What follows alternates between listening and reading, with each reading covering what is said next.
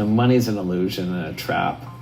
Of course, we all live and die by it, but it's not the most important thing. The most important things in life are free. You'll know you're on the right track when you feel it.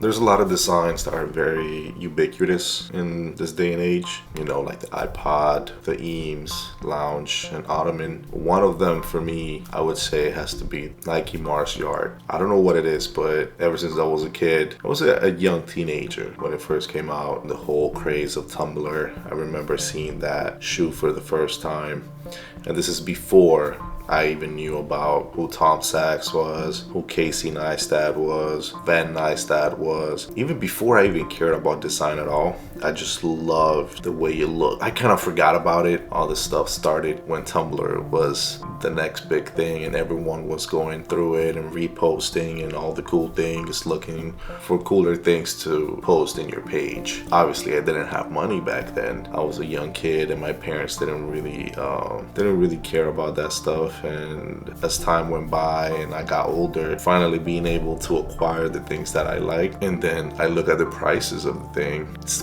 $14,000 for a shoe, for the original version, the 1.1 in my size. The 2.0 I believe is like $7,000. I think everyone shares the same sentiment of this design nowadays and appreciating an artist like Tom Sachs, how they're able to convene art through easy to acquire materials and how they're able to turn that into art. Art is very subjective, and me being it's really weird to call myself an artist. I used to paint, act, but the most important one I'd say that stuck for me was photography. I've been doing this for, I think my first picture that I can remember that I posted online was in 2014, so going about 11 years, 12 years now. And I've always loved the aspect of shapes and how things look and how things go, colorways, the way that things, shadows, light, the palettes of colors. So now that I'm a little bit older, not a little bit older, I'm 30 years old, all right? But now that I can afford certain luxuries, I'm not gonna spend $14,000 on a pair of shoes. Even if I had the money, it's a little bit ridiculous. The resale, at the end of the day, is just a shoe. I've been looking for ways on how to acquire a shoe like that. Now with the age of Gorpcore, Arc'teryx, Salomon, and all the other wannabe outdoorsy people that don't really go outdoor, some do. You know, I found myself using a lot of the Salomon XT6. One thing I really like about that shoe is the quick release lace. I started thinking, how can I get something that's wearable for every day and just beat it to hell? And also one thing with Tom Sachs, he also dropped the general purpose shoe, and I love that shoe. I love the design. I loved how boring it is. And funny I say that because that was their main, like, I want to say their slogan, but it was in a lot of their posters. It was just boring. It was meant to be a boring shoe to be worn every day, but I wouldn't call it boring. It was a really cool shoe. Also, like every other Tom Sachs thing, it was very expensive. A little ludicrous given that the original price is $110. Now it's being resold for like $300 for the white colorway. The whole debacle with Tom Sachs and then them not being able to do no more collaborations for a while. And of course, Nike being Nike, they came out with a new silhouette, which I'm very, very surprised with Nike. I think the last pair of Nikes that I ever bought was 2016. Those were the Air Jordan 1 SB's Lance Mountains. I bought both colorways, the Breads and the Royals. And ever since then, I just haven't found the worthiness of any of the Nike designs, because everything that they drop is just retros. And that's just me. I look at everything in the design aspect, and I'm not about to buy something that's have been resold over and over since the 1980s. So yeah, with this new colorway, the City, Nike City C1TY, I found it very cool, very, very cool. And I'm sorry, that is a Tom Sachs ripoff in a way. It has a better build. I bought the colorway, I think it's a wheat colorway, the brownstone, I don't even know. And for $100, I found that a very, very good value. So what I did, I started thinking, what if I put the Solomon laces with this shoe? Make it a little bit more, I wouldn't say futuristic, but purposeful. Easier to wear, easier to put on, easier to take off, grab and go type of thing. So I just bought, going back to the beginning, wanting to make a little fake Nike Mars Yard. The colorway already being a brown, natural brown, I believe. And then I bought some red quick release laces. And I also bought some leather paint to try to paint the black swoosh. That didn't go so well. So, I set out to create my own little first custom shoe. I mean, it was only $100, so what do I have to lose, right? Compared to paying $14,000. The laces cost me $20. The shoes were $100 plus the tax, so $110. So $130 compared to 14 grand.